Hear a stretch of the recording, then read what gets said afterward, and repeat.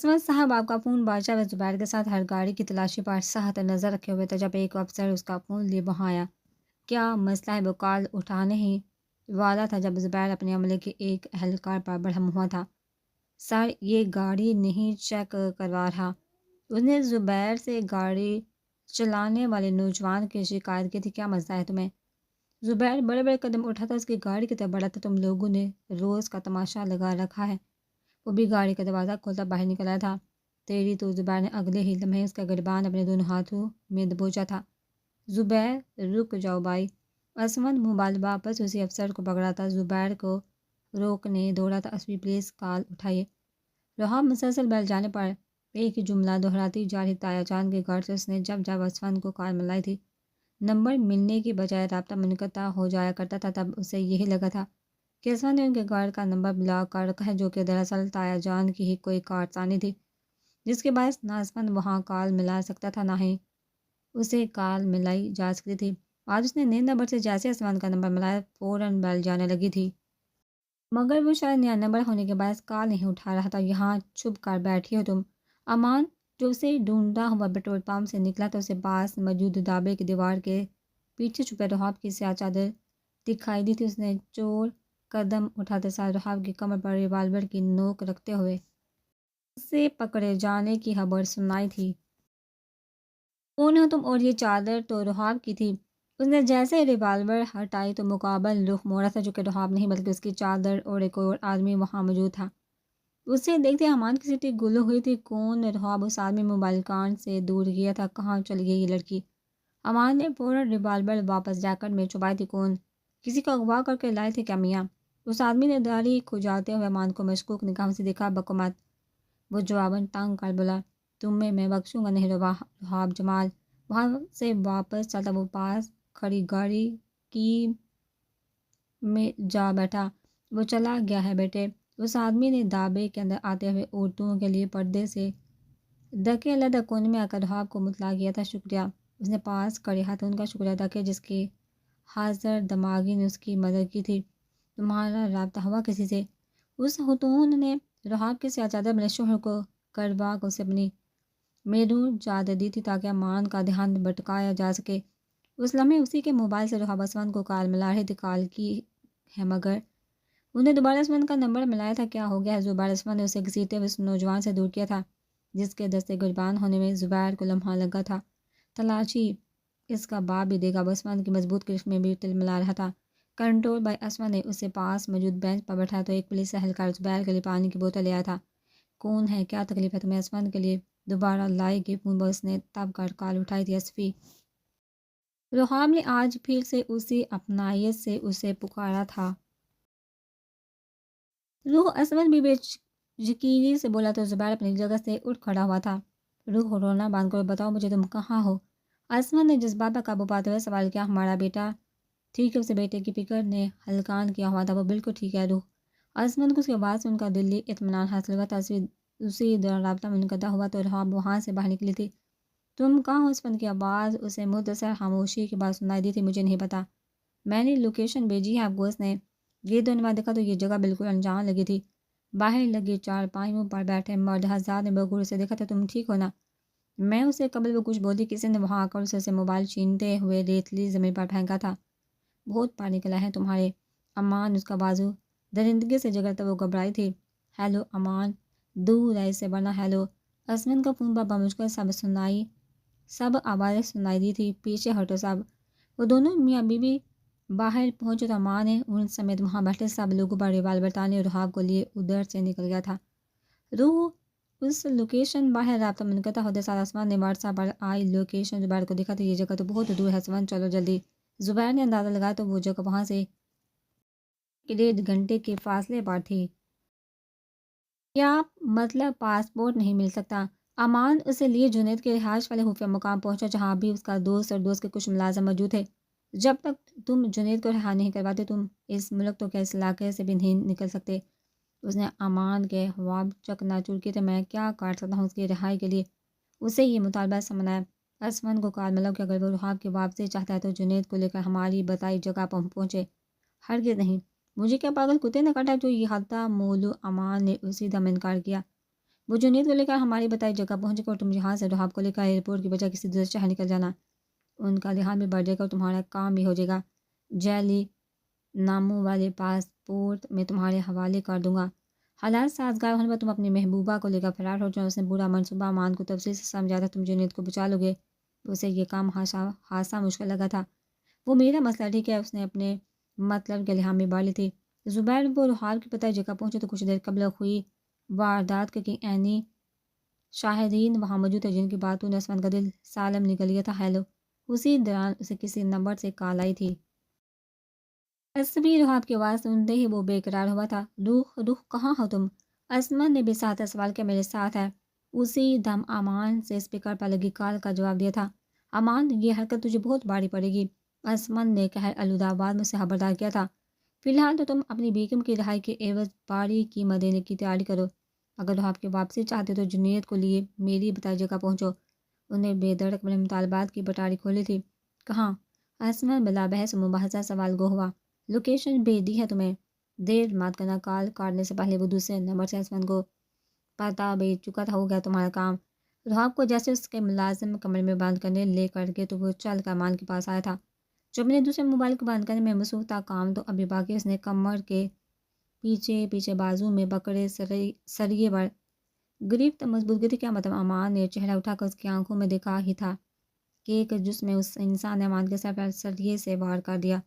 احمق انسان، اس سے اندر بند کرو۔ اسے بے ہوش ہوتا دیکھ کر وہ شیطانی ہنسی کے ساتھ ملازمین کو حکم دے گیا۔ جی، بازو سے اٹھائے وہ لوگ رحاب کے کمرے کے ساتھ موجود کمرے میں پھینک آئے تھے۔ یہ مت اتارنا اپنے ہاتھ سے۔ زبیر نے اسے کوئی گھڑی کلائی میں پہناتے ہوئے سمجھایا تھا۔ اسے اندازہ تھا کہ اس گھڑی کے ذریعے زبیر اس پر ہر وقت نظر رکھ سکے گا۔ میں ساتھ چلتا ہوں نا، وہ پھر سے اصرار کرنے لگا تھا۔ اپنی عزت کا تو حفظ اکیلے نہیں کر سکتا۔ اسمن نے گویا اسے لاجواب کیا تھا۔ ایسی بات نہیں ہے بھائی، روح کی باعزت واپسی کے لیے میں کوئی بھی خطرہ مول لے سکتا ہوں۔ اس نے حامی بڑھتے ہوئے اسے کمرے کا رخ کیا جہاں جنید کو تیار کیا جا رہا ہے۔ یہ کیا کر جنید کو پولیس اہلکاروں نے کوئی بارود سے بڑی جیکٹ پہنا تھی جس پر اب اسے لیدر کی جیکٹ پہنا کر چھپا رہے تھے۔ اگر تم نے وہاں اپنا منہ کھولا تو ایک بٹن دبا کر تمہارے چھیترے اڑا دوں گا میں۔ جنید حمید کمرے میں زبیر کے ہمراہ اسمن بے حد خطرناک تیوری محتب اسمن صاحب، جنید نے بھی ہونٹ چبائے تھے، میں روح کو بھی صحیح سلامت واپس لاؤں گا اور تمہاری سہولت گاروں کا بھی کام تمام کر دوں گا۔ اسے گردن سے دبوتا اسمن اپنے ساتھ لے کر گیا تھا۔ جنید کو وہاں سے لے جاتے وقت اس کے منہ پر ٹیپ لگا دی گئی تھی تاکہ وہ وقت سے پہلے اپنا منہ نہ کھولے، اور دونوں ہاتھ بھی ہتھ کڑی میں جگڑے سے الگ اذیت پہنچا رہے تھے۔ اسمن اسے لیے بتائی گئی جگہ پہنچا جہاں اس کی تلاشی کے بعد اسے 2 گارڈز اندر اپنے ساتھ لے کر گئے تھے۔ پکڑو اسے۔ میری بیوی کہاں؟ جنید کو ان لوگوں کے قدموں میں پھینکتے ہوئے اسمن نے اس کی جیکٹ میں رکھا چھوٹا ریموٹ تیز رفتاری سے نکالا تو اتنی بھی کیا جلدی ہے؟ مقابل کر انسان شوہیاں دکھانے لگا۔ وقت بہت کم ہے تمہارے اس دوست کے پاس۔ اسمن نے ریموٹ پر کوئی بٹن دبایا تو جیکٹ پر لگی گھڑی کی ٹک ٹک نے سب کو اپنی طرف متوجہ کیا تھا۔ کیا مطلب؟ جنید تلملانے پر دوست نے اس کی زبان کو آزادی دلائی تھی۔ یہ ریموٹ کنٹرول پکڑو اس کے ہاتھ سے۔ جنید دھوپ سے کانپنے لگا تھا۔ تم میں سے کوئی اپنی جگہ سے ایک قدم بھی ہلا تو میں یہ بٹن دبا کر اسے سمیت اس کے قریب کھڑے 4 لوگوں کو بھی دھماکے سے اڑا دوں گا۔ اسمن نے ریموٹ کے سب سے اہم بٹن پر انگلی رکھتے ہوئے سب کے قدم وہیں جما دیے تھے۔ اسمن شاہ جنید اس کی حاضر دماغی کے آگے بے بس ہوا تھا۔ روح کو بلواؤ، میں 3 تک گنوں گا، لے کر آؤ اسے۔ یہ انسان تو پاگل ہے۔ جنید کے چلانے پر رحاب کے کمرے کا دروازہ کھولا گیا تو وہ دوڑ اسمن کے پاس آئی تھی۔ اس نے گھبراتے ہوئے اسمن کے سینے لگ کر اپنا خوف کام کیا تھا۔ ٹھیک ہے تم؟ اسمن کا دھیان اب بھی لوگوں کی طرف تھا جو اسلحے سے لیس ہونے کے باوجود اسے بے بڑھ کے جی اپنی گانٹس نیچے بہن کو بھی اپنی جگہ سے ہلا تو جان سے جائے گا۔ رحاب کو خود سے جوڑے اس نے جنید کے سامنے موجود اس کے 5 ساتھیوں سے مزید فاصلہ اختیار کیا تھا۔ دیکھتے ہی دیکھتے وہ رحاب کو لیے وہاں سے نکلا، دروازہ بھی باہر سے بند کر دیا تھا۔ اتارے سے جنید ہتھکڑی بندی ہونے کے بعد خود کو اس جیکٹ سے آزاد کروانے سے بھی قاصر تھا۔ یہ تو فکس ہے۔ ان لوگوں کی لاکھ کوششوں کے باوجود جیکٹ جنید کی ٹی شرٹ سے الفی کی طرح چپکی ہوئی تھی۔ اتارے سے ورنہ ہم سب مارے جائیں گے۔ جنید کو موت کا فرشتہ سر پر منڈلاتا ہوا دکھائی دیا تھا۔ پکڑو ان سب کو۔ اسمن کے نکلنے کے 5 منٹ بعد ہی زبیر اپنے عملے کے ہمراہ وہاں چھاپا مارنے پہنچ گیا تھا۔ دیکھتے ہی دیکھتے وہ سب افراد قانون کے شکنجے میں بری طرح پھنس چکے تھے۔ اسمن اس لیے گاڑی پر سوار وہاں سے نکلا تھا سفر کے دوران رحاب اس کی جانب سے پہل کی منتظر تھی، جو اس کی شکل دیکھنے سے بے انکاری تھا۔ پچھلے چند گھنٹوں میں جو کچھ وہ دیکھ چکی تھی اسی کو سوچ سوچ کر آنکھوں سے بے احتیاط آنسو کی بارش جاری تھی۔ رونا بند کرو گے تم؟ اسما نے تنگ آتے ہوئے خاموشی توڑی تصویر۔ مجھے اس نام سے پکارنے نے کہا کہ تم کھو چکے ہو رحاب جمال، کہاں چھوڑوں تمہیں؟ تایا جان تو تمہارے حوالات میں پڑے اور کوئی دوسرا رشتہ دار ہے شہر میں؟ اسمن کا اجمیر سے بھرپور انداز اس کے چوتھا دبک روشن کر گیا تھا۔ یہ آپ رحاب کو آج اسمن شاہ کوئی اور ہی انسان لگا تھا جس کے لیے اس کے آنسو کسی اہمیت کے حامل نہ تھے۔ تمہارا ہر شوق پورا کر دوں گا تاکہ تمہاری کوئی حسرت باقی نہ رہے۔ اسمن نے تیکھے لہجے میں ایک اور ٹوک لگاتے ہوئے گاڑی کی رفتار مزید بڑھا دی۔ مجھے میرے بیٹے کے پاس جانا ہے۔ رحاب کو رہ کر اولاد کا خیال آ رہا تھا جسے اس دنیا میں لانے کے 1 ماہ بعد بھی وہ اس کی ایک جھلک دیکھنے سے مر گیا۔ وہ اس بھی رحاب کا دل دھڑکنا چھوڑ گیا تھا۔ تم اس کے لیے اور وہ تمہارے لیے مر گیا۔ مزید بحث کرو گے تو یہی میدان سڑک پر اتار دوں گا تمہیں۔ اسمن نے تل ہی میں ڈوبی آواز میں اسے مزید شرمندہ کیا تھا۔ اینی کیا ہم آ رہے ہیں؟ اسی دوران اینی کی کال آئی۔ اس نے گاڑی چلاتے ہوئے ہی سنی تھی۔ کیا ہوا؟ اسمن کے کان سے لگے موبائل کو رحاب بہت غور سے دیکھی تھی، جہاں سے یقیناً کوئی اچھی خبر برآمد نہ ہونے پر اسمن نے موبائل غصے سے ڈیش بورڈ پر دے پھینکا تھا۔ مائزہ تمہاری حماقتوں کے باعث ICU میں پڑی ہے۔ اسمن کے انکشاف نے اس کی رہی سے ہمت بھی زیر کی تھی۔ اب بقیہ سفر طویل خاموشی کی نظر ہونے والا تھا۔ رحاب تم ٹھیک ہونا بچے؟ وہ اسمن کے ساتھ ہسپتال پہنچی تو عبدہ بیگم نے اسے حوصلہ لگایا تھا۔ اس نے بس ہم سب کو خراب کرنے کی قسم کھا رکھی ہے۔ اسمن نے وہاں بھی اس کی عزت افزائی کا موقع ضائع نہ کیا تھا۔ اسمن اماں جان نے اسے گھورا تھا۔ مائزہ کیسے؟ اس نے فوراً اینی سے پوچھا۔ اللہ کا شکر ہے اب خطرے سے باہر ہے وہ۔ اللہ نے میری بیٹی کو نئی زندگی دی ہے۔ تمہارا بہت بہت شکریہ اسمن۔ بیٹی کی نئی زندگی پر وہ اسمن کے آگے شکر گزار ہوئی تھی جو ان ماں بیٹی کے برے وقت میں فرشتہ بن کر وہاں آیا تھا۔ شکریہ اس کا ادا کرے جو سارے فساد کی جڑ۔ اسمن نے ایک سپاٹ نظر خبر ڈالی اور وہاں سے سیدھا اس وارڈ کا رک گیا جہاں مائزہ کو ICU سے نکال کر منتقل کیا گیا تھا۔ دادو عام نے جیسے وہاں آتی دادو کو دیکھا تو ان کے گلے لگنے کا جی شدت سے چاہا تھا۔ اینی میں گھر جا رہی ہوں۔ اسے صاف نظر انداز کرتی وہ واپس گھر چلی گئی تھی۔ دادو اینی پلیز میری بات سنو۔ دادی کے بعد اب اینی کو بھی دامن بجاتا دیکھا وہ فریادی انداز میں بولی تھی۔ سنی تھی ہماری بات؟ اسمن بھائی کو صفائی پیش کرنے کا موقع دیا تھا تم نے؟ بولو۔ اینی اس کی التجا سنتے ہی سارا غبار نکال کے میں مانتی ہوں کہ تم مانتی ہی تو نہیں ہو رحاب، کبھی اپنی غلطی نہیں مانتی تم۔ جو زہر ملک سارنگ تمہارے کانوں میں گھولتا کہ تم نے اسے ہی سوچے سمجھے بغیر سچ مان لیا۔ جانتی بھی ہو اسمن بھائی تم جتنے ہی معصوم اور لا علم تھے ہر معاملے سے۔ دلاور شاہ نے بستر مرگ پر منہ سے چند لمحے قبل اپنے گناہوں کا اعتراف کیا تھا بیٹی کے سامنے۔ تب وہ کیا سزا دلواتی انہیں؟ بولو۔ جنید بھائی نے تمہاری ماں کی عزت تار تار کرنے میں کوئی کسر نہیں چھوڑی اور تم نے اس انسان کی بات کو اسمن بھائی کے خلوص پر ترجیح دی۔ تمہیں تو شرم سے ڈوب مرنا چاہیے رحاب جمال۔ تم نے صرف بری بیوی ہو بلکہ ایک ناشکری ماں بھی ہو جسے اپنی اولاد کی زندگی سے بھی کوئی سروکار نہیں۔ اینی کے ہر لفظ نے اسے کسی گہری کھائی میں جا دفن کیا تھا۔ وہ اس کی کسی بات کا جواب دینے کی اہل نہ رہی تھی۔ بس کر دو اینی، اس سے بذات دیکھ اپنے بھائی کی مزید توہین مت کرو۔ وہاں واپس آدھے اسمن نے اینی کو ہی چپ رہنے کا کہہ دیا تھا۔ اسمی زبیر سے کہہ دیا ہے میں نے اماں جان آپ اسے گھر لے جائیے اپنے ساتھ۔ ویسے بھی خلا کا ایک نوٹس تو مجھ تک پہنچ ہی چکا ہے۔ اس کو ہاتھ میں لائے بغیر اماں جان کو اپنا فیصلہ سناتا وہ وہاں سے نکل گیا تھا۔ خلا کا نوٹس رحاب کے لیے درجگوں طویل سلسلہ تھمنے کو نہ رہا تھا۔ جسچے مانجو رحاب، اینی نے اسے کاٹ کھانے والی نظروں سے دیکھا تھا۔ میں نے کوئی نوٹس نہیں زبیر بھائی، ان سے کہی کہ میری بات سنے۔ رحاب نے وہاں آتے زبیر کو دہائی دی کہ وہ اسمن کو سچ بتائے۔ وہ نہیں سنے گا گڑیا، نہ میں اسے مجبور کرنے کا کوئی حق باقی رکھتا ہوں۔ زبیر کا جواب اسے مایوس کر گیا تھا۔ وہ روتے ہوئے اماں جان سے جا لپٹی تھی۔ بس کر دو رحاب، بیٹی کیوں ہلکان ہو رہی ہے؟ اماں جان اسے اپنے ساتھ زبردستی کر لیا تھی مگر یہاں بھی اس کی وہی کیفیت برقرار تھی۔ کیسے بھی مجھے ساری زندگی معاف نہیں کریں گے اماں جان، میں کبھی اپنی بیٹی سے نہیں مل سکوں گی، وہ مجھے چھوڑ دیں گے۔ سوال اس لہو خشک کرتے چلے جا رہے تھے۔ ایسا کچھ نہیں ہوگا، زبیر سمجھائے گا اسے۔ اماں جان نے اس کی تسلی کے لیے زبیر کو سالس بنانے کی یقین دہانی کروائی تھی۔ وہ کبھی مجھ سے اتنے خفا نہیں ہوئے جتنا میں نے اس بار انہیں کر دیا۔ وہ نہیں معاف کریں گے مجھے، نہ میں اس معافی کے لائق، لیکن پھر بھی میں نہیں رہ سکتی ان کے اور اپنے بیٹے کے بغیر اماں جان۔ اسے خود اپنا آپ معافی کے لائق نہ لگ رہا تھا، پھر وہ عصمت سے کیا امیدیں لگاتی؟ میرا بچہ سب ٹھیک ہو جائے گا، تو بس عصمت کو تھوڑا وقت دو۔ اماں جان اس کے گالے پر ٹھہرے آنسو صاف گئے تھے۔ مجھے میرے بیٹے کے پاس لے جائیے نا، کل آ رہا ہے ہمارا شہزادہ گھر، اس لیے تم بھی آج اپنے گھر واپس جاؤ، مجھے بہت توجہ اور محبت کی ضرورت ہے۔ محمود کے منہ سے واپس آیا ہے۔ وہ معصوم لاؤنج میں داخل ہوتے زبیر نے اچھی خبر سناتے ہوئے ان دونوں کی پریشانی کچھ حد تک کم کر دی تھی۔ رسمی مجھے کبھی وہاں رہنے کی اجازت نہیں دیں گے، تو آپ کو نئی فکر نے آن گھیرا تھا۔ ایسا نہیں ہے، وہ تمہارا گھر، تم نے وہیں جا کر عثمان کا دل اپنے لیے صاف کرنا ہے، میں آ جاؤں؟ معاذہ کے ہوش میں آنے کے بعد رحاب اس کی عیادت کے لیے ہسپتال پہنچی، جو عثمان بھی وہاں پہلے سے موجود تھا۔ جس سے دروازے پر دستک دیتے ہوئے رحاب نے دیکھا تو سانس خوف سے اٹکی تھی۔ میں چلتا ہوں آنٹی، کوئی بھی کام ہو بے جھجک مجھے یاد کر لیجیے گا۔ عثمان اسے نظر انداز کرتا بجلی کی رفتار میں وہاں سے نکل گیا تھا۔ آئی ایم سوری معاذہ، میری حماقت کے باعث تم اس حالت کو پہنچی ہو۔ رحاب کو اسے یوں دیکھا خود کو کوسنے کا دل کیا تھا۔ نہیں رحاب، یہ زخم تو میرے اپنوں کے دیے ہوئے معاذہ کو شکوہ لبوں پر نہ لائی تھی۔ کہیں نہ کہیں میں بھی ان اذیتوں کا سبب بنی ہوں، مجھے اپنی عقل کا استعمال کرنا چاہیے تھا۔ وہ ان ماں بیٹی سے نظر ملانے کی ہمت بھی گنوا چکی تھی۔ تمہیں احساس ہو گیا تو آئندہ کبھی بھی اس انسان سے بدزن نہ ہونا جو اس دنیا میں سب سے زیادہ تمہارے ساتھ مخلص ہے۔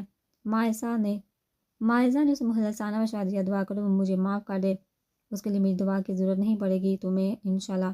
مائزہ سے محمود سے ملاقات کرتے ہوئے نیچے پارکنگ میں پہنچی، اس کی اپنی گاڑی کے پاس کھڑا کال سننے میں مصروف تھا، جس کا فائدہ اٹھاتے ہوئے وہ پھرتی سے گاڑی کی پچھلی نشست پر جا بیٹھی تھی۔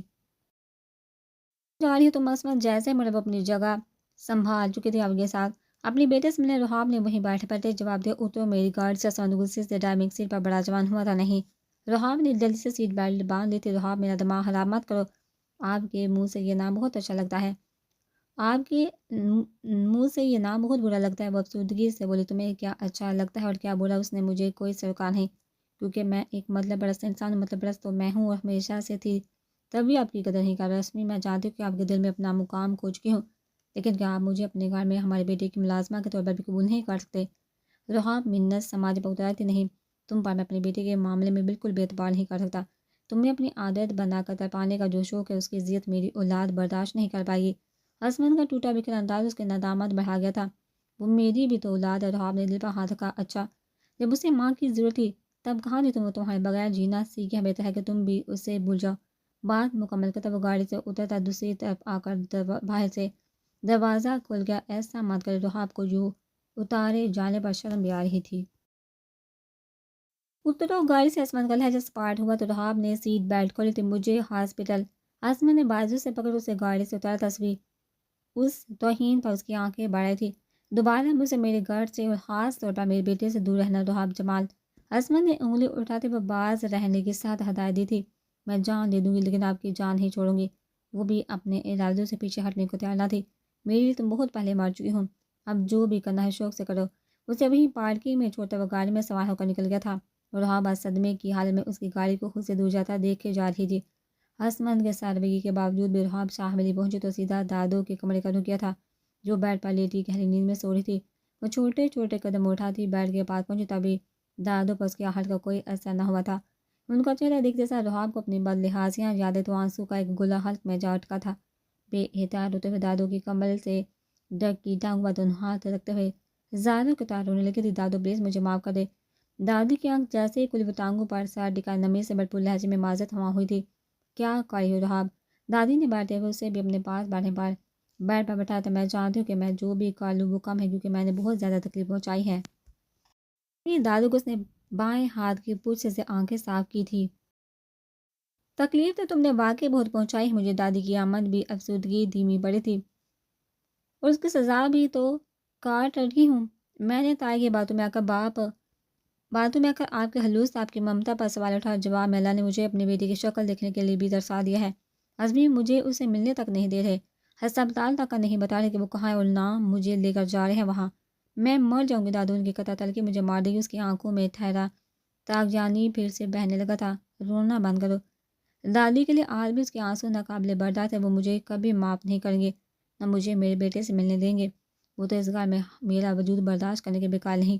روتے روتے اس کی ہچیاں بن گئی تھی۔ بس رحاب، دادو کو مار دو گی کیا؟ اتنی حالت بیکار کا۔ دادو نے اس کے دونوں گال رگڑ کر صاف کیے، جو رونے کے سبب اب سرخ پڑنے لگے تھے۔ کاش میں مر جاتی، ایک کھینچ کر لگاؤں گی۔ اس کی احمقانہ فرمائش پر دادی نے تھپڑ کا اشارہ کرتے ہوئے ہاتھ اس کے گال کے قریب کیا تھا۔ لگا دے ایک کی جگہ 100 لگائیں، میں اسی علاقے میں وہ مزید جذباتی ہوتی، مگر پھر بھی تم میرے جمال کی آخری نشانی ہو، اس کا عکس اور لاکھ عیبوں کے باوجود مجھے جان سے زیادہ عزیز ہو۔ دادی کا غصہ اسی وقت تمام ہوا۔ میں ان محبتوں کے لائق نہیں ہوں دادو۔ وہ روتے ہوئے اس کے گلے لگے، جن کی ممتا نے اس کے آنسو کے آگے ہمت ہار دی تھی۔ بس چپ، اب روتی ہوگی کیا؟ میرے پر پوتے کے استقبال کی تیاری بھی کرنی ہے۔ دادی نے اس کا چہرہ ہو سے دور کیا تو رہا بھی بیٹے کے ذکر پر چونکی تھی۔ میں کروں بس بھی ہفا، اسے ہفا کا شدید رد عمل، اسے عصمت کا شدید رد عمل سوچتے ساتھ ہو آیا تھا۔ تم ماں ہو، تمہارے سب سے زیادہ حق اپنے بیٹے پر، اب تم یہی دو گی عصمت کو، میں منا لوں گی۔ دادی نے اس کی ساری مشکلیں کی عہد میں حل کر دی تھی۔ واقعی تو ابا بہت اچھی ہے، وہ بہت دنوں بعد خوشی سے اچھل اٹھی تھی۔ میرا بچہ نے اٹھلانے پر دادی کی بھی نہال ہوئی تھی۔ بیٹی کی گھر واپسی سے قبل اس نے استقبال کے سب انتظامات خود کی عصمت کے ساتھ مل کر ہونے والی اولاد کا کمرہ انہوں نے 4 ماہ پہلے ہی تیار کروایا تھا، جہاں روز ہی کوئی نیا کھلونا خرید کا عصمت اس کمرے میں سجا دیا کرتا تھا۔ اس کمرے کا دروازہ کھلتے ساتھ رحاب کا دل رنج میں مبتلا ہوا۔ اس نے اپنی کم عقلی سے زندگی کی کتنی خوشگوار لمحے تلخیوں میں بیکار کر دیے تھے۔ لیجیے چھوٹے شاہ صاحب، ہم اپنی حویلی آگے۔ وہ بیٹے کو لیے اینی زبیر کے ہمراہ گھر پہنچا تھا، کیونکہ اماں جان اور دادی پہلے ہی گھر پر ان کی منتظر بیٹھی تھی۔ خواب کو اینی نے اپنے بازو میں اٹھا رکھا تھا، جبکہ خود عصمت نے بچے کی چیزوں والا چھوٹا بستہ تھام رکھا تھا۔ ان لوگوں کے حال کی دہلیز پر قدم رکھتے ساتھ ملازماؤں نے سرخ گلابوں کی بہت سی پتیاں ان پر نچھاور کی تھی۔ عصمت جیسے ہی بیٹے کے ہمراہ حال میں پہنچا تو رحاب استقبال کے لیے موجود تھی۔ یہ کیا کریے ادھر؟ وہاں سب کی موجودگی میں بھی اس کا لہجہ اتنا نفرت امیز ہے کہ رحاب کا چہرہ سرخیاں ٹپکانے لگا۔ کیا مطلب؟ کہاں جائے گی؟ بیوی تمہاری تو یہی رہے گی۔ دادی نے ملازمین کو بیٹے عصمت کو ٹوکا تھا۔ یہ جہاں نہیں رہ سکتی دادی جان، پلیز اسے لے کر جائیے، پلیز اسے لے کر جاؤ۔ زبیر ہاتھ میں موجود بستہ زبیر کے سپرد کرتے ہوئے اس نے ماتھا رگڑا تھا۔ عصمت دادی کے بعد اماں جان اس کے اٹل ارادوں سے گھبرائی تھی۔ اسبی پلیز مجھے معاف کر دے۔ رحاب نے وہی گڑگڑاتا لہجہ اختیار کیا۔ معاف تو تم مجھے کر دو رحاب جمال۔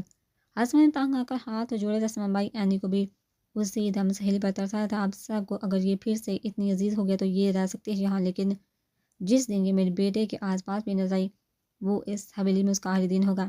اینی سے اپنا بیٹا لے کر انہیں کمرے کا رخ کیا، جس کا صاف مطلب تھا وہ رحاب کا سایہ بھی اپنی اولاد پر گوارا نہیں کرے گا۔ عصمت بھائی بات تو سنیں۔ زبیر بے بازی سے بکاتا رہ گیا تھا۔ پورا دن عصمت نہ خود کمرے سے نکلا، نہ ہی وہ خود وہاں جانے کی ہمت کر پائی تھی۔ انہیں آج بہت شوق سے کمرے میں بیٹے کے لیے کھلونے، ٹیڈی بیئر اور بچے کا جھولا بھی اسی کمرے میں رکھوایا تھا۔ کتنا کچھ سوچ کر بیٹھی تھی وہ عصمت، مگر عصمت کے ڈر سے کمرے کا دروازے سے ہی کئی بار واپس چلی گئی تھی۔ ماں کا بیٹا میری جان، میں کتنا تڑپی ہوں تمہارے لیے، تم نے بھی مجھے کتنا یاد کیا ہوگا۔ میں بہت بری ماں ہوں، بہت گندی ہے تمہاری ماما، بہت ناشکری ہے تم، پلیز ماما کو معاف کر دو۔ عصمت رات کے کمرے سے نکل کر کچن میں گیا تو وہ بیٹے کا رونا سن کر کمرے میں دوڑتی چلی آئی تھی۔ آج پہلی بار بیٹے کے مہک کو اس نے سانسوں میں اتارا تو اپنا آپ مکمل لگنے لگا تھا۔ کتنی دیر اسے غصے لگائے وہ روتی تھی۔ کیا کر رہی ہو تم ادھر؟ بچے کا فیڈر تیار کرتا عصمت وہاں واپس آیا تو رحاب بیڈ پر بیٹھی بیٹے کو بہلا رہی تھی۔ یہ رو رہا تھا۔ اسے دیکھتے رحاب کی آواز دھیمی پڑی تھی۔ وہ تمہارا مسئلہ نہیں، جاؤ یہاں سے۔ اس نے اسے سے بیٹا چھینتے ہوئے عصمت نے فیڈر بیٹے کے منہ سے لگایا۔ کیا کریں گے؟ آپ کے کرنے کا کام نہیں ہے۔ اسے اس قدر سخت ہاتھوں سے اولاد کو نمٹتا دیکھ کر رحاب کی ممتا مچل، تبھی اس نے بچہ اور فیڈر دونوں عصمت سے چینے اور بیٹ کو صحیح طریقے سے فیڈر پلانے لگی۔ کل اس کے لیے آ جائے گی، عصمت نے کھڑے کھڑے ہی بتایا۔ میں مر گئی ہوں، جو برائی عورت میرے بچے کو سنبھالے گی۔ رحاب آیا کا سنتے ہی جل گئی تھی۔ تمہیں میری شرط یاد ہے؟ نہیں شاید۔ عصمت کا لہجہ قدرے سنجیدہ ہوا تھا۔ دنیا کی کوئی بھی شرط ایک ماں کو اس کے بیٹے سے دور نہیں کر سکتی۔ آپ کو مجھے معاف نہیں کرنا مت کریں، مگر میں آخری سانس اپنی کوشش جاری رکھوں گی۔ رہا سوال میری بیٹی کی معافی کا تو وہ ہم ماں بیٹے کا مسئلہ ہے۔ جو کر فیڈر نوش فرماتے بیٹے کا ناک چومتے وہ عصمت کو بہت پیاری لگی تھی، مگر اس وقت اس کا اچھا کیا برا لگنا بے وقت ہو چکا تھا۔ ماں تو دیکھو۔ عصمت نے تانا کستے ہوئے بیٹھ اپنی جگہ سنبھالی تھی۔ چند گھنٹوں میں ہی صاحبزادے نے اسے اس قدر تھکا دیا تھا کہ نیند سے آنکھیں بند ہونے لگی تھی۔ آپ کو سننا ہے تو سوچیے، ہم نے ڈھیر ساری باتیں کرنی ابھی۔ دودھ پلانے کے بعد رومال سے بیٹا کا منہ پونتے وہ نہریلے بان سے بولی تھی۔ زیادہ شور مچاؤ گے تو سیدھا کمرے سے نکال باہر کروں گا تمہیں۔ کمفرٹر منہ تک اوڑھتا وہ دھمکی لگانے سے باز نہ تھا۔ جبکہ رحاب کے لیے یہی دکھ اور بیٹے کو سنبھالنے کی اجازت ملنا ہی کسی معجزے کی ماننا تھا۔ بابا کی جان، ارے جناب تو بہت اچھے موڈ میں لگ رہے ہیں، بابا صدقے جائیں۔ صبح اس کی آنکھ کھلی تو بیڈ پر لیٹا بیٹا اپنی دھن میں کھیل رہا تھا۔ اسے صبح تیار کرنے کے بعد رحاب کمرے سے نکل گئی تھی۔ آپ جا کر فریش ہو جائیے، دادو ناشتے پر انتظار کر رہی ہیں آپ کا۔ عصمت نے بیٹے پر جھکتے ہوئے اس کے کان دونوں گال چومے تھے۔ رحاب خود بھی گلابی فراق میں مہکتا سراپا لیے وہ حاضر ہوئی تھی۔ عصمت اسے انسنا کرتا باتھ روم میں گھس گیا تو وہ بیٹے کو اٹھاتی اپنے ساتھ کمرے سے لے گئی تھی۔ یہ ناشتہ کس نے بنایا ہے؟ عصمت دفتر کے لیے رائل بلو پینٹ کوٹ میں سوٹڈ بوٹا ناشتے کے میز پر پہنچی تو اس کے پسند کے مطابق چیزوں سے ڈریس سجی اس کی کرسی کے سامنے پڑی تھی، جسے دیکھتے اس نے پہلا سوال رحاب کی طرف دیکھتے ہوئے پوچھا۔ شیف نے اس نے یکدم جواب دیا۔ شیف رحاب جمال نے؟ عصمت نے جس تیکھے انداز میں پوچھا تھا وہ منہ بنا کر ہے گس گئی۔ رحاب اسے قبل کچھ کہتی وہاں شیف عصمت کی آواز سنتا جن کی طرح حاضر ہوا تھا۔ تمہیں ہر حرامی کی طرح دیتا ہوں میں۔ عصمت نے اسے بھی کھڑی کھوٹی سنانے میں لمحہ نہ لگا۔ میں نے ہی اس سے منع کیا تھا۔ رحاب نے اس کی خاموشی پر خود ہی وضاحت پیش کی تھی۔ آئندہ مت منع کرنا، جاؤ میری ناشتہ خود بنا کر لو تم، اور اٹھاؤ یہ سب۔ انہوں نے کرسی سے سنبھالتے ہوئے شیف کو اگلا حکم دیا۔ عصبی رزق ضائع کیوں کر رہے ہیں؟ دادی پڑپوتے کو لے ناشتے کی میز پر پہنچے تو رحاب کو عصمت کی منت سماجت کرتا پایا تھا ضائع نہیں ہوگا، کوئی فقیر کھا لے گا۔ انہیں لاپرواہی سے جواب دیا میں کھا لوں گی، مت اٹھاؤ۔ دادی نے گفتگو میں مداخلت کی تھی۔ جی بڑی میڈم، شیف ہاں میں سہلا گیا، آپ کو بھی کھانے کی ضرورت نہیں ہے، لے کر جاؤ یہ سب۔ عصمت کا لہجہ اب بھی اٹل تھا۔ ناشتہ پیک کر کے آفس بھجوا دینا، مجھے دیر ہو رہی ہے۔ شیف ٹرے اٹھا کر کچن میں لے گیا تو عصمت بھی بغیر کچھ کھائے دفتر نکل گیا تھا۔ ان کا غصہ تو کم ہونے کا نام نہیں لے رہا۔ رحاب روتی شکل لیے کرسی پر بیٹھی۔ ابھی تمہیں یہاں آئے ایک دن گزرا ہے بامشکل، راتوں رات تو سب ٹھیک ہونے سے رہا۔ دادی نے بچے کو ماں کے حوالے کیا تھا۔ اس کو دیکھتے ہنس رہا ہے مجھ پر۔ رحاب نے گود میں موجود سپوت کو باقاعدہ خطبہ ہنستے پایا تو خوب ہو عصمت جیسے مسکراہٹ پر اس سے خوشی اور تعجب ایک ساتھ ہوا تھا۔ انہیں گویا نئے نقش سمیت ہر انداز ہی باپ سے ورثے میں لیا تھا۔ عصمت نے گھر سے نکلتے ساتھ شیف کو کال بار سمجھا دیا تھا کہ رحاب کا بنایا ناشتہ کسی کو بھی دینے کے بجائے پیک کروا کر سیدھا دفتر بھیج دے۔ اس کی حالات کے مطابق آدھے گھنٹے میں ناشتہ دفتر میں موجود تھا، وہی بنانا جو رخ نے بنایا تھا۔ عصمت نے دوبارہ یقین دہانی کرنی چاہی۔ جی صاحب، ملازم نے ہاں میں گردن ہلائی تھی۔ ٹھیک اسے جانے کا کہتا وہ بھوکے شیر کی طرح ناشتے پر ٹوٹ پڑا تھا، جس کے ذائقے کو وہ کئی مہینوں سے ترسا تھا۔ کیسا ہے میرا بھائی؟ وہ ناشتے ہی سے فارغ ہوا تھا کہ زبیر کی کال آگئی۔ کیسا ہونا چاہیے مجھے؟ تو بہت خوش ہونا چاہیے، تو ماشاء اللہ بیگم اور بیٹا گاڑ چکے ہیں۔ زبیر اسے زج کرنے لگا۔ اگر تم نے اپنی بہن کی سفارش کی نیت سے کال کیا تو میں تمہارا بھی لحاظ نہیں کرنے والا۔ عصمت کو یہ کال رحاب کی کارسانی لگی تھی، جس نے بائی کو حمایت کرنے میدان میں لا کھڑا کیا تھا۔ حد ہے یار عصمت، لائیے فون۔ اینی نے اسے سے فون جبر کر لیا تھا۔ لو بھائی۔ عصمت بھائی اسے آسانی سے معاف مت کیجیے گا، اسے اپنی غلطی کا پورا احساس ابھی ہوگا جب اس کے ساتھ ساتھی سے پیش آئیں گے آپ۔ اینی نے اسے مزید بڑکایا تھا۔ بہت ہی پھپھے کٹنی عورت ہو تم بھی۔ زبیر اس کی باتوں پر ٹوک لگا گیا۔ بے فکر ہو اینی، انشاءاللہ اسے اس بار برے لوگوں پر اعتبار کرنے کا بہت اچھا سبق ملے گا۔ عصمت بھی بہت کچھ سوچ کر بیٹھا۔ تم دونوں نے اپنی ٹیم بنا لی ہے تو میں بھی گڑیا کے ساتھ ہاتھ ملا لوں گا۔ زبیر کو بہن پر ترس آنے لگا تھا۔ تمہارے لیے اینی ہی کافی۔ عصمت نے اسے اس کی دھمکی سنتے ساتھ جوابی کارروائی کی تھی۔ ان کا تو علاج میں کرتی ہوں، لیکن پلیز عصمت بھائی زیادہ مت ستائیے گا اسے، جیسی بھی ہے میری بیسٹی ہے وہ۔ بات مکمل کرتے کرتے اینی دوست کی حمایت کے بغیر نہ رہ سکی تھی۔ تم سب بھی اس کے وکیل بن جاؤ۔ عصمت جانتا تھا کہ وہ سب اندر ہاں نے یہی چاہتے تھے کہ وہ جلد از جلد رحاب کو معاف کر دے۔